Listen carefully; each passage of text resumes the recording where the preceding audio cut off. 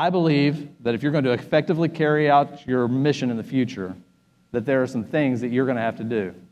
I believe you're going to have to clearly retain the ability to engage in church discipline, and I believe that you're going to have to clearly articulate church doctrine. I'm breaking this conversation into two parts today. The first part is really not the topic that I wanted to talk about, but it's going to be the topic that I spend most of the time on, and that's dealing with church leadership. Then I'm going to move into the topic that I really want to talk about, and that's the retention of disciplinary authority and ensuring that your church has control over its own doctrine. You guys with me?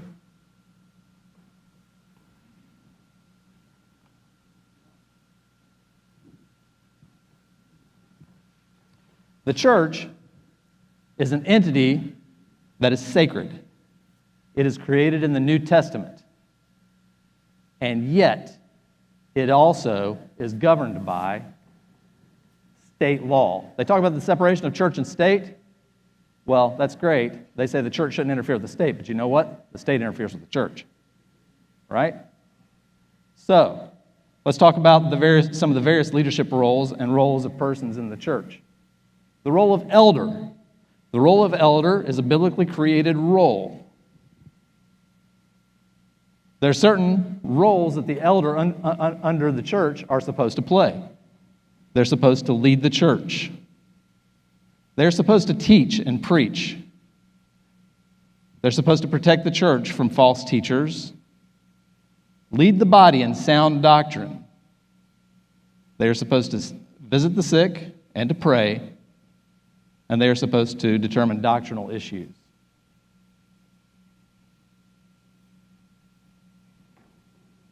Guess what? The state, originally under the kings, right? Originally under the kings, they established state charters and they chartered corporations. Your church is a corporation under state law. That law was not developed to facilitate churches. That law was developed to govern secular organizations. And these organizations are governed by boards of directors. Okay? I'm going to read this to you. Except where the law, the articles, or the regulations require that action be otherwise authorized or taken, all of the authority of a corporation shall be exercised by or under the direction of its directors. For their own government, the directors may adopt bylaws that are not inconsistent with the articles or the regulations. Does that sound like the role of an elder to you? It's very different from the role of an elder, right? Elders have certain leadership requirements associated with their role, right? Some things I'll point out. Number one, they have all authority of the corporation. Now, they can appoint officers, but from a corporate law perspective, directors have the authority. Sometimes we call them trustees, by the way. They can adopt bylaws, but they cannot adopt bylaws that are in contradiction of state law. How about that? That's typical in most states. So,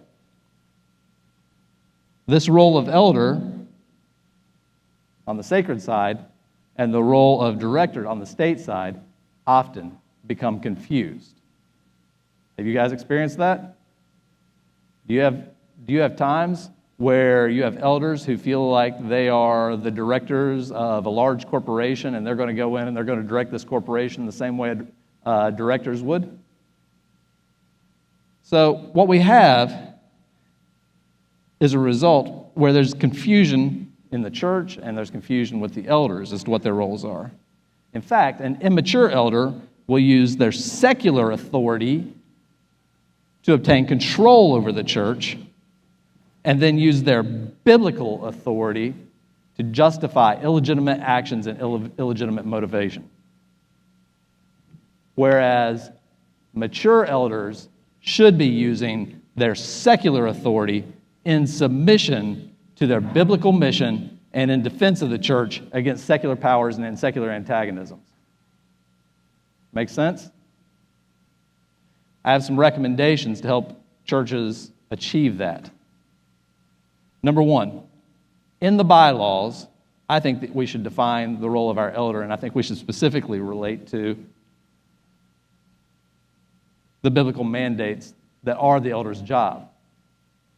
That way, we can begin to teach our elders to submit the state role to the sacred role. I walk a lot like that, by the way.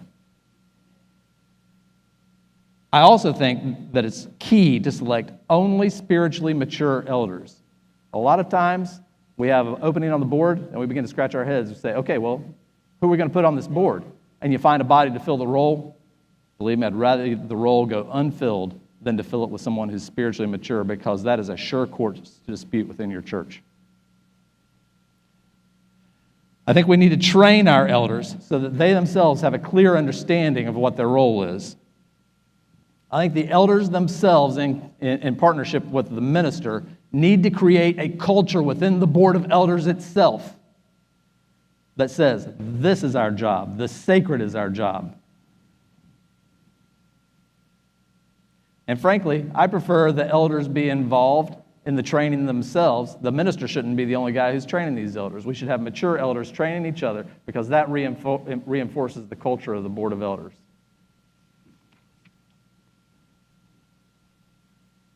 Pause there. Questions? Make sense?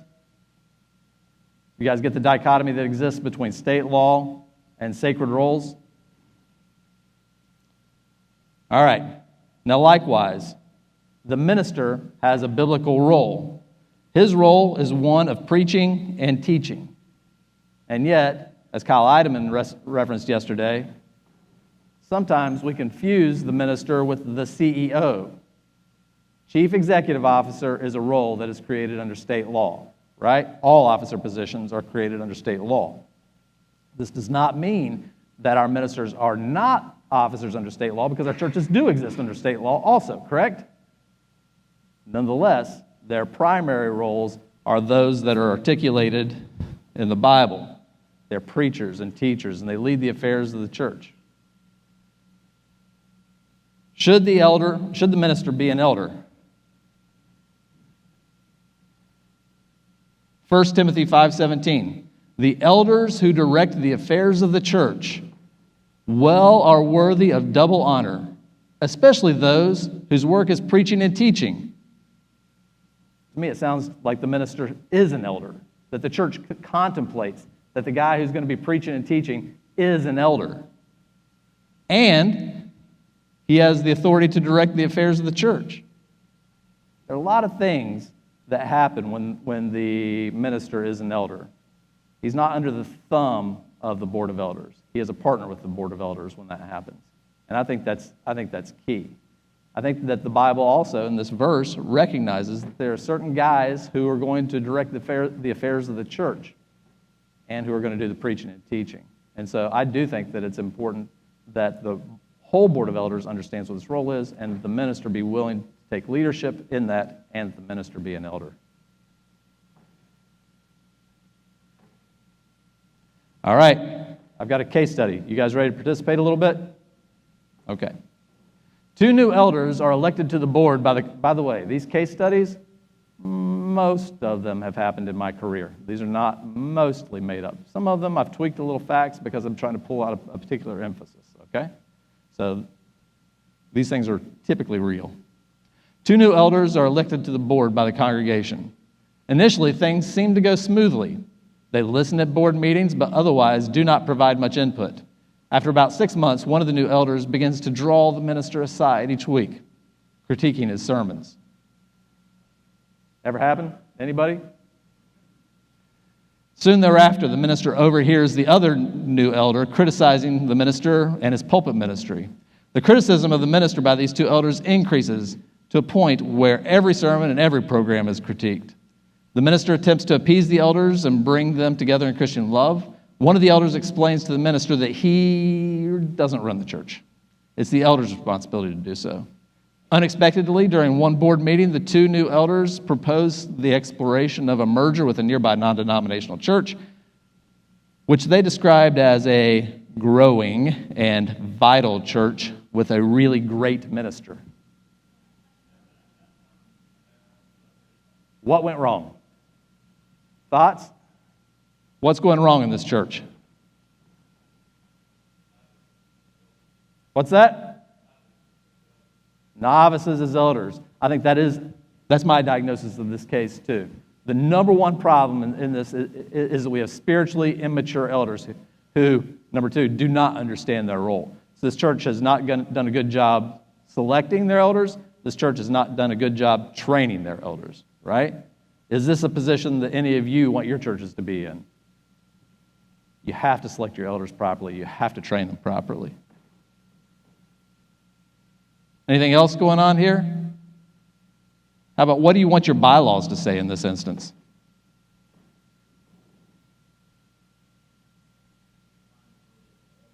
Define the role of the elder. That's exactly right. And define the role of the minister as well, right?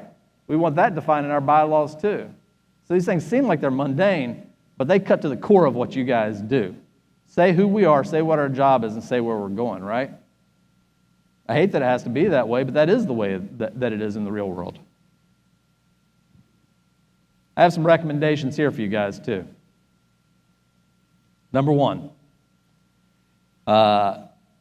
just as with elders, you need to select your ministers carefully so that your minister is a mature individual.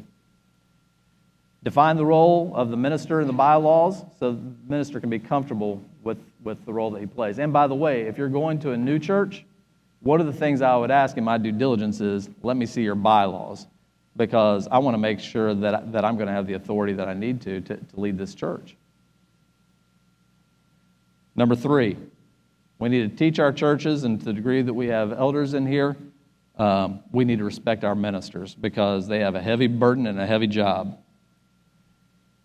Number four, we need to pray for and encourage our ministers. Each one of my kids, I have 4 children. My oldest one, her name is Elizabeth. She's 15 years old now. At night, I like to go into them and I whisper in their ears what's important to them, what makes them special, right? You are special because my youngest is very brave, fearless. Elizabeth, I wasn't quite getting right for a long time who she was. I'd say, you're happy, you're smiling all the time. Makes me tear up a little bit, in fact, huh? Lawyers cry. And I was a little embarrassed I wasn't getting it right with her. But then I got it. I came in and said, Elizabeth, you're an encourager. Everybody who knows you is going to do better because they know you. The world is a harsh place. Everyone is criticizing everyone all the time. You know, nothing gets done unless people are doing it. That's period. Things don't just happen. They happen because you are doing them. And people who are feeding negativity into you all the time, that just drags you down. It drags down your mission, right? But if you have encouragers around you, then you'll be able to do anything. To the point of death, you'll do anything because people are encouraging you. So the church needs to encourage the minister. And by the way, you guys need to encourage each other too, right? This is a great seminar right here. This is a great conference right here. And thank you, Doug. Now, this seems like something that's a little opulent. You say, wow, we're in the Bahamas and we're at the Atlantis Hotel. And so I don't think we should feel entitled to this, but I don't think that we should feel embarrassed that we're here either, because you guys have a hard job. This is part of encouraging you, right? And the only mistake that you will make is if you are so embarrassed about this weekend that you don't take advantage of this weekend. So you need to refresh your batteries, just like the conference says. This is the Refresh Conference. You need to refresh your batteries. You need to refresh each other.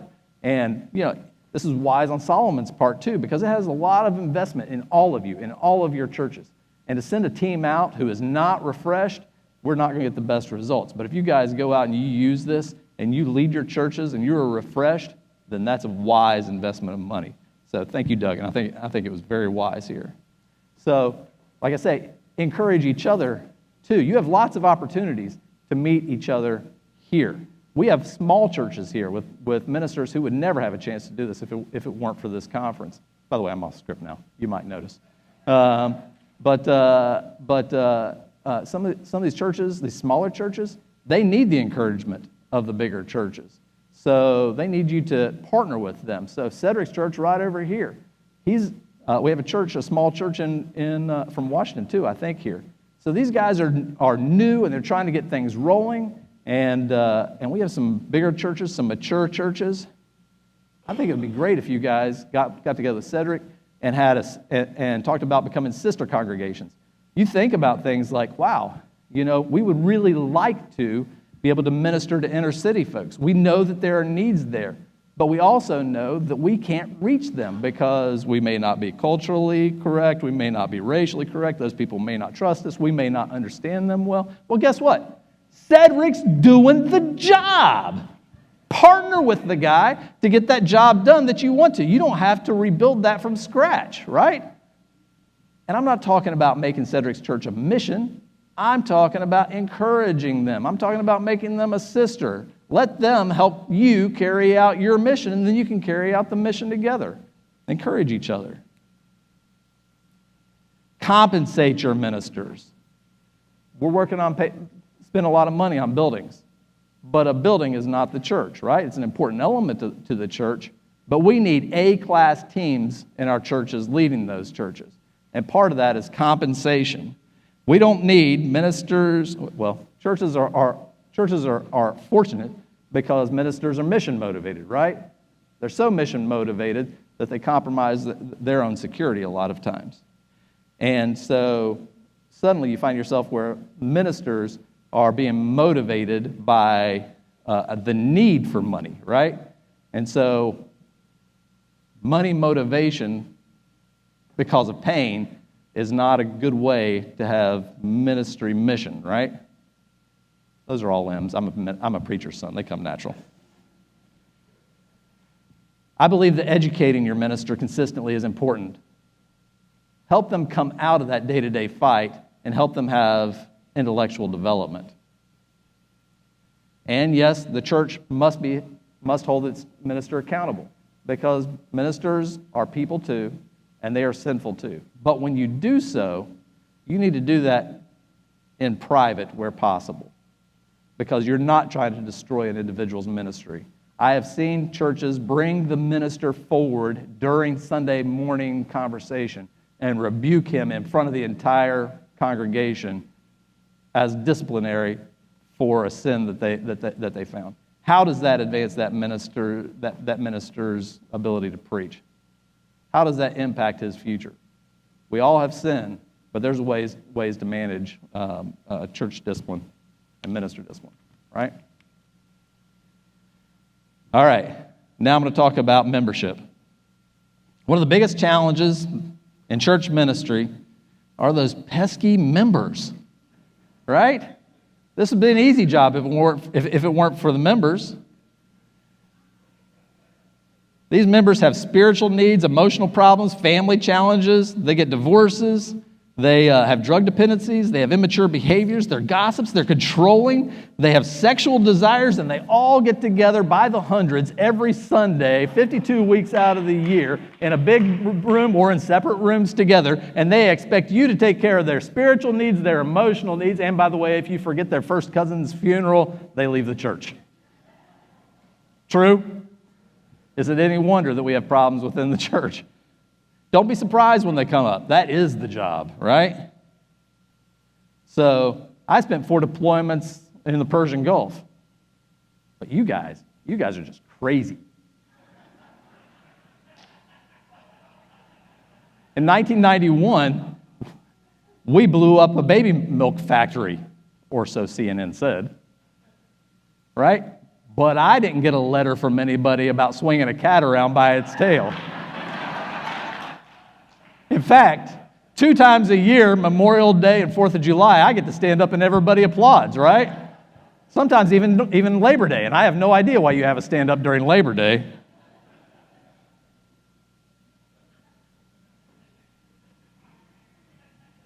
Members is also not a biblically created term, right? Can you go through and show me where it talks about members voting on mergers and acquisitions in the book of Acts? Doesn't exist, right? That is also a state-created role. In the Bible, we talk about the body of the bride of Christ, or the body of the church. We talk about the flock.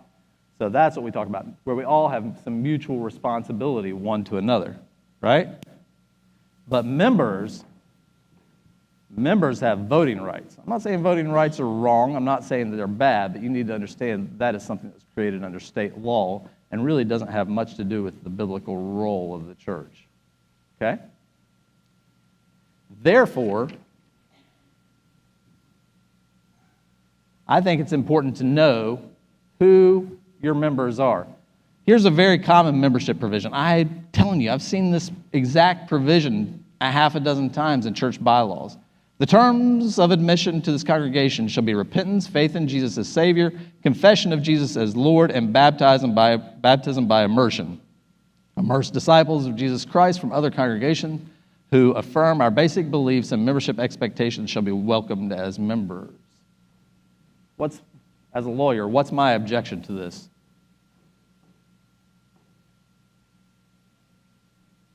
What is it? Too vague? Who said too vague? What do you mean by too vague?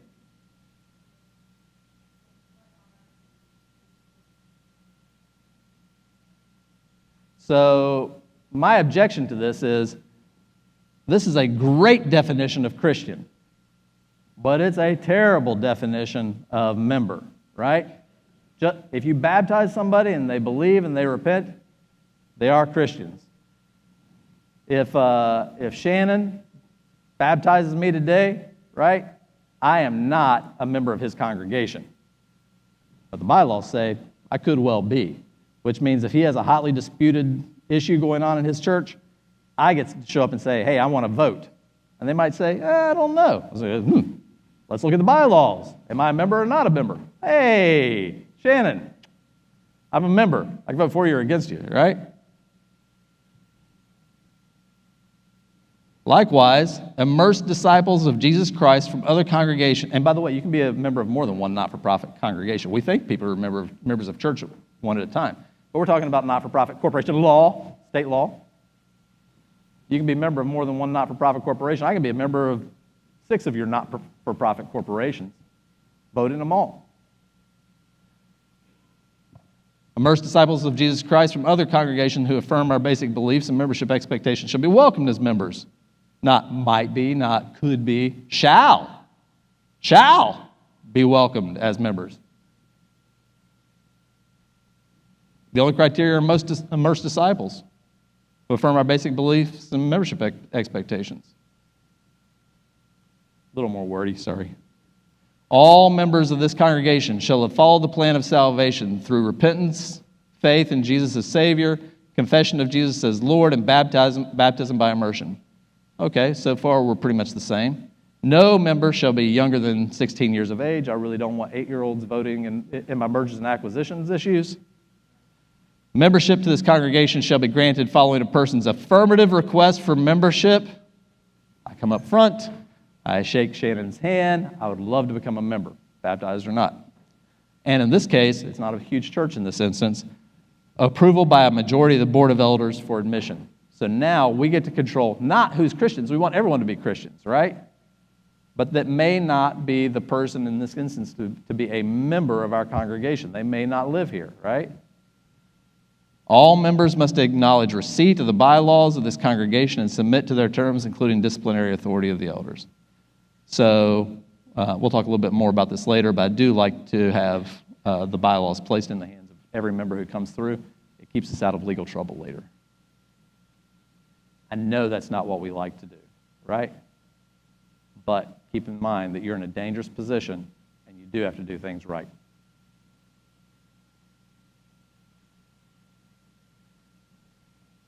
Here's another provision that I think is important in your bylaws. Suspension of membership.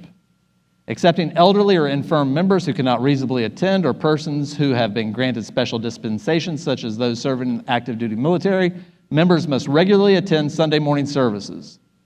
Regular attendance means a member's presence at no fewer than 1/2 of regular Sunday morning services during any fiscal year. Failure to maintain regular attendance shall result in a suspension of membership until the person, again, meets minimum membership requirements. Look, I know that we're over here on this side. I know that we're not on that side over there. But I think that this issue of control of the congregation sometimes leads us into trouble. Case study. The elders of a 300-member church have retired after a long tenure. New and much younger elders have been appointed. Soon thereafter, a new minister is hired by the church. He immediately begins to do things that disturb a portion of the congregation, including, one of my favorites, including publicly chainsawing the in memory of organ down the middle. True story. The older members object. A congregational meeting is called. Many people who have not regularly attended come to the meeting. Some of the older members are met at the door by sheriff's deputies, indicating that the new senior minister has said that they are not welcome on campus and that their presence constitutes trespassing. Much of the membership in protest stops attending. By the way, during that meeting, they changed the bylaws the first time. Much of the membership in protest stops attending. In a subsequent congregational meeting, and with a much smaller congregation, new bylaws are presented that limit the power of elders, giving most authority to the minister. The attendance continues to significantly dwindle. The church can no longer pay its bills. And that one, unfortunately, really is a true story. What went wrong? What went right, right? We have immature elders, right? We have ministers who's trying to wrest control of the church. We have no definition of what a member is in this church. And I've been in some real disputes. And I hate disputes. I mean, I hate them. But I've been in some real disputes in not-for-profit corporations, not just churches, but including churches, over who's a member and who gets to decide this issue. And then you know who both sides want to decide the issue? Me. I become arbitrator, right? It's miserable. What could we have done so that this instance didn't arise?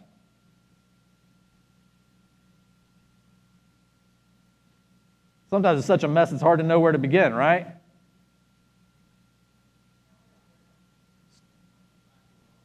Start with good, strong elders, right? So that they're protecting the church, so that they're playing their biblical role over here, right?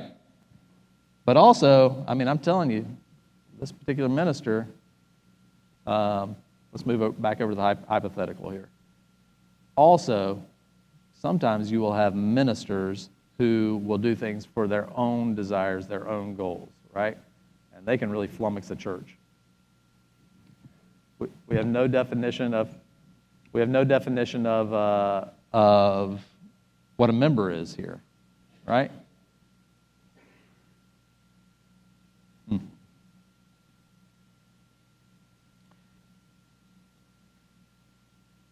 All right, now I'm going to move on to what I really wanted to talk about, all right? Now, as we've said, the role of elder, as we talked about, is biblical, but unfortunately, we have to exercise that authority in a secular legal environment. This is the part of my conversation that I subtitle, Don't Get Yourself Sued, okay? Or if you do, win. We're going to focus on two areas. Number one, church discipline. Number two, retention of the authority to establish church doctrine. That's little right here, but it's a ward in a privacy suit. In this particular instance, this is a Church of Christ, by the way. In this particular instance, there was a member who had been divorced, and the leadership decided that they needed to discipline her for infidelity. You don't have to photograph that one. I'll get you a copy of it later. They were going to discipline her for infidelity. As a result of the commencement of that, this particular member resigned from the church. The church nonetheless went through the entire disciplinary procedure, and at the end of the disciplinary procedure, they presented the case and the basis for the discipline to the entire congregation. They got sued for $1.3 million. The plaintiff won $390,000. So look, when these instances come up, number one, we need to make sure that our congregants understand who is subject to church discipline. If they don't voluntarily submit to church discipline, then we can be in trouble if we don't, when we try to exercise church discipline over them. Does that make sense? In this particular instance, also the very public this person had become not a member by their own choosing already, so defining membership is important. Number three, this lawsuit was not brought based upon the exercise of church discipline itself. Rather, it was based upon the intentional infliction of emotional distress and violation of privacy. Because of the very public nature of this, the court decided, and there were punitive damages here too, by the way. The court decided that the church had intentionally shamed this individual and that it was an intentional infliction of emotional distress.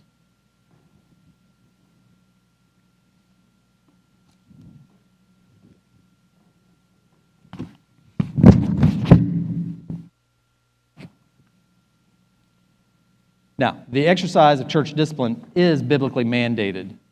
You can take a look at Corinthians 5, 1 through 13. However, it's not specifically mandated to the elders exclusively per se. We all have disciplinary authority over each other. We'll go and approach a brother. We'll talk to him in private if there's something wrong. If that doesn't work, then there'll be two of us that will go and talk to him, right? We all know that solution in Matthew.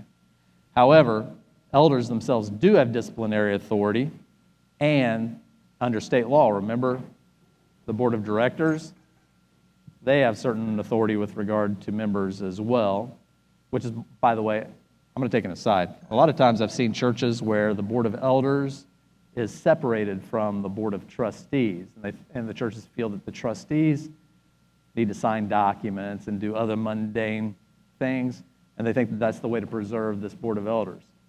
I disagree with that, because the real authority in the corporation when that happens under state law is with the trustees. They just don't know it. They're accountable to the attorney general. They just don't know it. If there's a dispute, they have the real authority. And why would we give the real authority to people who we would really rather be the people who are wise and spiritually mature to govern the organization? Right? Does that make sense? So I prefer, even though the roles are in conflict to a degree, I prefer that as we exist that they be combined.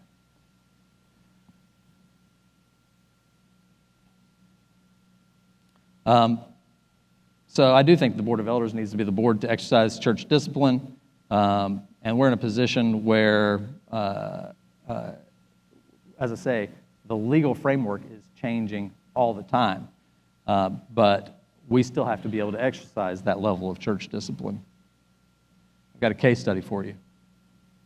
A respected woman in the congregation, who, by the way, considers herself to be a prophet, it comes out, spreads false rumors about the senior minister dealing drugs, causing church discord. One congregant to whom she spreads the rumor in detail corrects her and says, "That wasn't the minister. That was me who was doing that." So she was saying that the minister was dealing drugs, and she tells somebody else, and that congregant says, "What you're saying, the scenario is true, but it ain't him. It was me." He actually tells her, and that part of my life is over with now. She looks at him and says, "Oh, I was just testing you." Now, by the way, this lady and her spouse had been at the church previously. The first time she had sowed discord, and 54 people out of a church of about 220 had left the first time. They came back, and the church counseled with them and said, "Okay, this time, we're concerned about you guys. We love you guys, and we'll welcome you back." So they came back. And doggone it, the same thing happened again, except worse. Okay, what should the church do?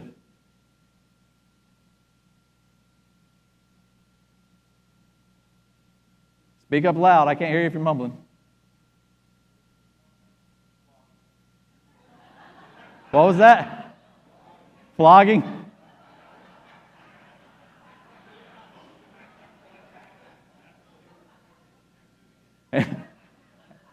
And this is why I have job security.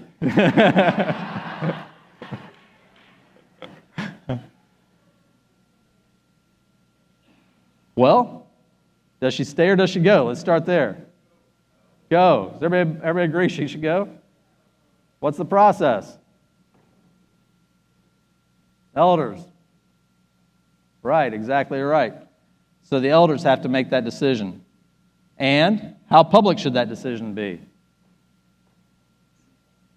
Private. Thank you. See? My clients don't always listen to me, but you do. Thank you. Yeah, that's exactly right. It should be private. So I've got some recommendations for you guys on the exercise of church discipline. Number one, I do think this stuff's important, this next one. So if you're going to write anything down, then this one and the next one are the things to do. Ensure your bylaws clearly explain to whom the church disciplinary authority applies. Church discipline should never apply to anyone who is not clearly and voluntarily affiliated with the church. Number two, obtain informed consent on disciplinary policies from all members. Now, smaller churches, I kind of like having something to go along with the bylaws that later, after they come forward, they sign something that says, yeah, I accept the terms of the bylaws, including disciplinary authority if you want to put that in there. Bigger churches at least mail the bylaws to the individual and at least let them know that they are a member of the church, subject to the bylaws, right? Then you can keep a copy of the cover letter. Number three, when applying church discipline, be consistent. Don't discipline some and then not discipline others. 4, carefully follow your bylaws and disciplinary procedures. 5, be loving, really, and not vindictive. These are people just like anybody else who need Christ. Communicate private information only to those who have a need and right to know. I don't understand this. I don't understand when churches present a disciplinary case to the entire congregation. You have sophisticated business leaders who would never talk about an employment law matter that was going on in front of their own companies, who then, during disciplinary process, stand in front of the entire church and tell the church what's going on and who did it. I don't know if they're nervous about it. I don't know if they're trying to self-justify. I don't know if they're trying to head off criticism. Don't do it. Have some discipline in yourself and your board of elders. And if it's private, it's private. Express it only to those who need to know. Now, if there's been a crime, it's going to be public, right? If you're disciplining the minister or an associate minister, the Catholic Church has gotten in a lot of trouble because they swept things under the rug. I'm not saying that. When there's a crime, we have to address it head on, and it's going to be a public discussion, right? We don't put people in a position where they're going to be victimized because we concealed something. That's quite different than protecting someone's reputation in a matter that is church discipline rather than criminal conviction. Make sense? Okay, this is one that I find that churches have trouble with. In discussing unproven allegations, carefully distinguish between fact and what is merely allegation, right? So just because somebody said it doesn't mean it's true. However, you do have a responsibility to your congregation to act even upon allegations. What if a young woman accuses someone of sexual impropriety, right? Can you take disciplinary procedures if that individual denies it? Yes, you can. Courts are faced with that issue all the time. People make allegations against each other. And guess what? You still have to make decisions as to what your course of action is going to be. And you have the right to do so as well, by the way. Records of disciplinary proceedings should be in writing and available only to limited numbers of persons. And then you need clear guidelines on how you exercise disciplinary authority. Case study: a growing church has updated its policies, including child protection policies. One of the new policies is that background checks are to be completed on all child care volunteers. The background check for one of the volunteers working in the elementary age department reveals that the volunteer is a registered sex offender with 2 prior convictions for offenses relating to pedophilia. True story. The member has never caused any problem in this church and has family members attending this church. What do we do? What is it? All right, let's start here. Shouldn't work with elementary kids, right? We're all in agreement on that? How about retention of membership in the church? Should he stay or should he go? Who thinks stay? Raise your hands. Who thinks go? Raise your hands. We got a few who say go. We have most who say stay. In this particular instance, the board decided that the individual should have disclosed this information, that it put the church at risk, and for that basis, the individual went. This is this ain't a perfect world case, right? We all feel compassion for the individual. They've caused no problems here. They have church and family members here, and yet we have this issue that wasn't disclosed, and you got to assume that they knew that it was a bad thing that they were working in the elementary department, right? Sometimes you have to make decisions in an imperfect world. It's part of the reason why we protect people's reputations where we can. Right?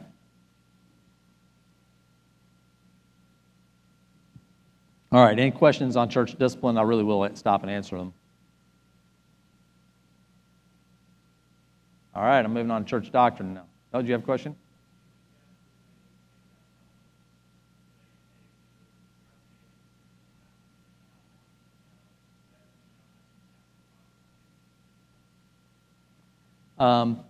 In this case, the church did take it public. It was part of the culture of their church, and there was no problem in doing so. Notwithstanding, sex offenders are already on public registries, and so I don't think the church is exposing itself to liability by not doing so, though I think that particularly where there's been close contact, I think it's worthwhile to discuss the matter with parents to make sure that there's not been a new instance, because that's really the exposure I see is has there been an instance that we are unaware of, that we want to head off? Yeah.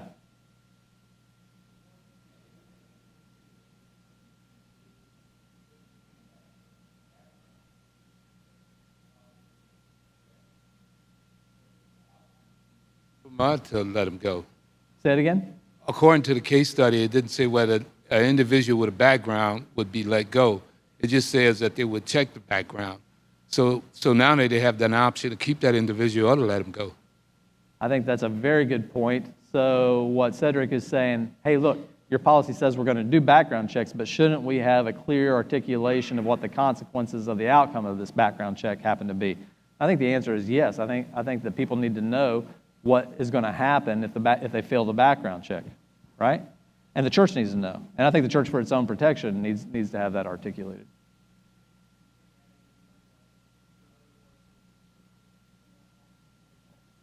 Not everyone has 2 convictions for pedophilia, right?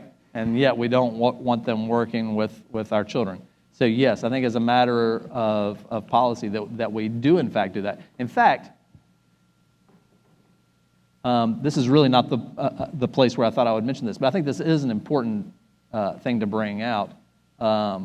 So problems that I see coming up from churches sometimes. So I get a 22 or 23-year-old unmarried youth minister who is going on camping trips with youth groups, including 16, 17, 18-year-old girls. Right?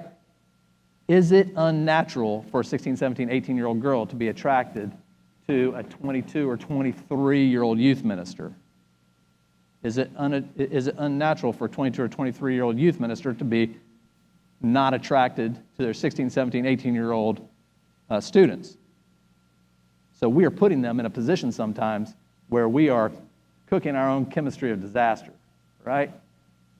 I think we need to be real careful about who we're choosing as youth ministers when they apply those roles, right? And the circumstances that we're putting them into, right? You have a great guy with a great ministry opportunity in front of him who has a pretty girl and an opportunity, and now we have a church split, right? And a destroyed ministry.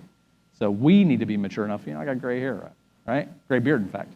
So we need to be mature enough to help control those circumstances. It's not a knock against either the students or the youth minister. It's just the reality of who we are, right?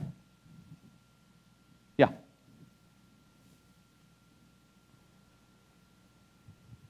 Can you address a comment you made just a little bit ago about not taking things publicly in front of the church? I think with the exception of, would you say, breaking the law or in something in that regard that was legal.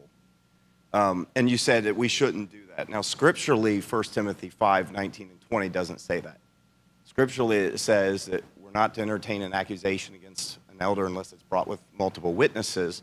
And then it says for elders who sin publicly should be reproved publicly in front of the church as a warning to everybody else. So I guess my question is, are there scenarios and cases, and I'm thinking more along the lines of staff, pastors, ministers, or even elders, and what does it look like? Are you saying that we should ignore that we shouldn't be doing that ever? Or is there a line? I mean, obviously there's a line. Is there reasons for that? I guess I just wanted, you kind of That's an excellent just said, question. We're not to do that at all unless it's this, but that's not what Scripture says. I think that's a really wonderful question. It's one of the risks of having a lawyer in front of a group talking to pastors, actually, because I'll give you the answer from a don't get sued standpoint, and I just might give you the answer from here, and your question exists here, right? So, but I am going to respond to it anyway. As a lawyer, I'm sensitive about getting you sued. But I think there are ways around that too. And if that's articulated on disciplinary measures relating to staff and methodology, if you articulate that, well, guess what? You get to do it, right? And that can kick us back over here. I think also that there is a progression of things. That if you go to somebody and you say, hey, look, you need to straighten this up, and they don't straighten it up, then I think you can feel far more comfortable about having endeavored to protect their reputation, protect their ministry, and still exercise biblical methods of discipline. My opinion. I don't have all the answers, by the way. Okay, I'm going to move on to church doctrine. Are we good? Any more questions? Anything we to talk about? I'm going to actually pop up to right there. Elders must protect sound doctrine. He must hold firmly to the trustworthy message as it has been taught so that he can encourage others by sound doctrine and refute those who oppose it. It is clearly the job of an elder to protect sound doctrine. And I think that there are a couple of things that we need to do, actually, even in our bylaws, to help protect sound doctrine. First, core issues of doctrine, I think, need to be articulated in your bylaws. But guess what? Particular issues that are currently socially relevant, I think those need to be in your bylaws too. Things like homosexuality, transgenderism, marriage, and abortion. Now, the counter argument that I hear to that is, look, we're focusing on one sin when there's a whole plethora of sins, right? That's true. But there's a couple things. Number one, if I'm getting attacked at the gates, I'm going to defend the gates. And so I think that we need to be careful about making sure that we're putting defenses where they're necessary. Number two, guess what? I'll talk about this a little bit more. Courts respect court doctrine. They try not to wade into that issue. If you're articulating church doctrine in your bylaws, then it's hard for a court to say that's not a part of your doctrine. So things like, biblical authority, inerrancy of the Bible, the Trinity, resurrection, baptism, the role of the church on earth, salvation, judgment, eternity, and other issues that the elders may believe are the core things relating to who the church is, I think those need to be in the bylaw. So those are clearly doctrinally protected. And as I say, these cultural issues should be too. There are some things that I think you should do or there's some reasons for this. Number one, if doctrine is articulated in the bylaws, then it's very difficult to change. You need a 67% approval, going over there again, of the board in order to change your bylaws in most instances. So those things are then protected. They don't change with the whims of the day. Secondly, clearly articulated doctrine keeps you out of legal trouble. If you have a policy on homosexuality, but it really isn't clear, then the church gets sued. You know what the plaintiff's lawyer is going to do? He's going to take each and every one of your 11 elders into a deposition separately, and he's going to say, what's the church's position on homosexuality? What's the church's position on homosexuality? What's the church's position on homosexuality? He's going to get 11 different answers. And he's going to say, there is no position, there is no consistency. And if there's no policy, then you've exercised this process wrongly, and I'm going to sue you. Whereas if it's clearly articulated, then anytime anybody asks, you say, that's our policy. We have it written down. Doesn't have to necessarily be in the bylaws, could be in policy manuals, right? But I like for it to be articulated. Number 3, there's a doctrine called benevolent neutrality. Benevolent neutrality. Benevolent neutrality says courts will wade into these issues relating to secular governance because this is the state wading into issues of the state. Benevolent neutrality says that courts do everything that they can to not wade into issues of doctrine. You have control over what constitutes doctrine if you exercise that control. If you don't exercise it, if you leave it ambiguous, then you open the door for the interpretation of that position as being a secular position and one in which the courts can involve themselves. Now, I know that's a difficult subject, and I know you guys may be thinking about, wait a second, I've got a church of 4,000 people. How am I going to put a bylaw change in front of a church of 4,000 people? It's going to cause political waves like mad. Not practical for us. It's all right. I think there are other ways to do it. For example, we've solved it several times in the past by saying biblical sex is reserved exclusively for marriage. Marriage is defined as a lifelong union between one man and one woman ordained by God. By inclusion, we have clarified the issue of exclusion, right? We've defined what marriage is, and by definition, what it's not is on the outside.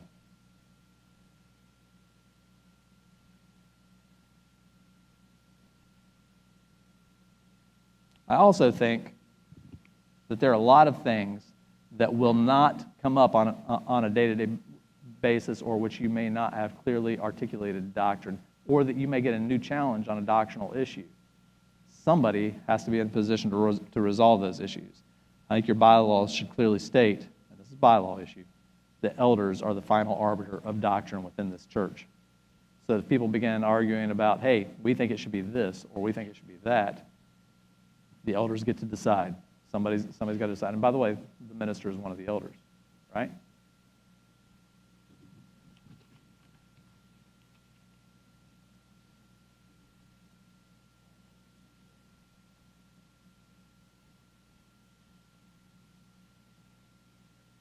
Case study. A same-sex couple telephones your church and wants to rent your sanctuary for their upcoming wedding and the fellowship hall for the reception.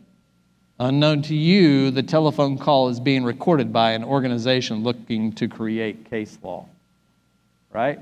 So you know that statutory law comprises this much of written law in the country, and case law comprises this much, right? And so a lot of social development is accomplished through the development of case law. And this organization is using this as an opportunity, not just to attack your church, but to attack all churches and create a circumstance. What do you hope your governing documents say in this instance?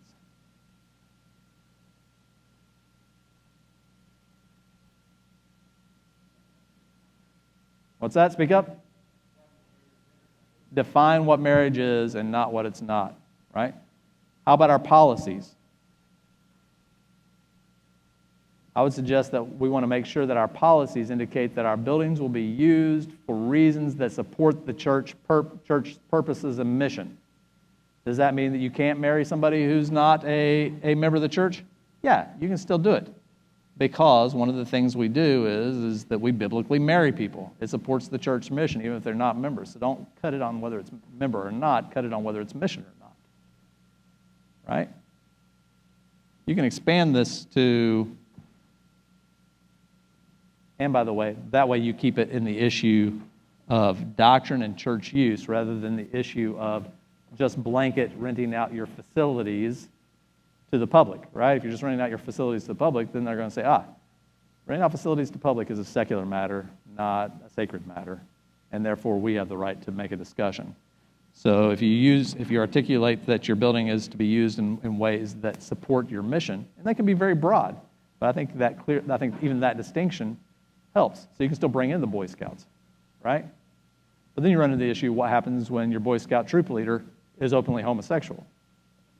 Something you have to deal with again. All right, so I know I've gone through a lot. I know it can be intimidating. You know, even today, I'm in a suit and you guys are in shorts, right? So lawyers can be very intimidating. People tell me, I think I'm a friendly guy, but people tell me I'm intimidating all the time, right?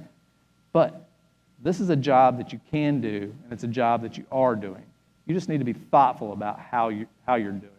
And I think it's okay to go to a lawyer in your congregation or a local guy who cares about who you are and seek individual guidance on working through these issues. The things I've talked about are not the answer. I'm trying to raise awareness of what the questions are here, right? So my youngest son, I already told you that he was fearless, right? And I do this all the time when I talk about my family. I get choked up. Do you guys do that too? So that's my youngest son on the left. He's 9 now. He's 8 right there. The guy on the right, that's one of our best buddies. His name is John Sanchez. John Sanchez is a United States Navy SEAL. He's an academy graduate. He's not just a SEAL. You know, they have a Special Forces Olympics every year where special forces from throughout the world come together and compete against each other. That guy on the right, he won the Special Forces Olympics twice. So my boy right there, when he was 8 years old, looked at John Sanchez and said, I challenge you to a race up your hill. Now his hill looks like this, and it's 150 yards long, and John Sanchez uses that, not every day, but pretty often, to go out and train on. But my 8-year-old boy said, I'm going to take you down. And you know what? He believed he could. And so, and he said, if I win, you got to buy me candy at the candy store, and if you win, I'll buy you candy at the candy store. And so the day of the race came, well, I took John aside, and I said, John, you can't let him win. In fact, you can't give him an inch. If he beats you, it has to be because he earns it. And John Sanchez understands that. He understands that we're not dealing with a race, that we're developing a boy here, right? We're developing a boy into a man. And so he said, yeah, I got it. You know, there's no way I would have let him win in any way, in any event. And so the day of the race came, my 12-year-old daughter, Sophia Redhead, and his 10-year-old daughter, Anave, were standing on top of an electric transformer, emceeing the race, talking smack to each other about who was going to win. Sophia had her brother, represent girl, and Anave had her dad. And they started the race, and they both took off as hard as they could run up that hill. And Nathan did a surprisingly good job at the bottom of the hill. It's a whole lot easier to get 62 pounds moving than it is 162 pounds moving, right? And so they took off, and but from the second step on, John Sanchez was in the lead. And by the end, John had outstripped Nathan by a good 30 yards. Nathan ran the entire race. That's your job. Have courage. Run the race. God will take care of who wins, right? But run the race with faith and endurance. You can do this. I'm proud of you. And guess what? Someday, David's going to beat him, and you're going to win. Thank you.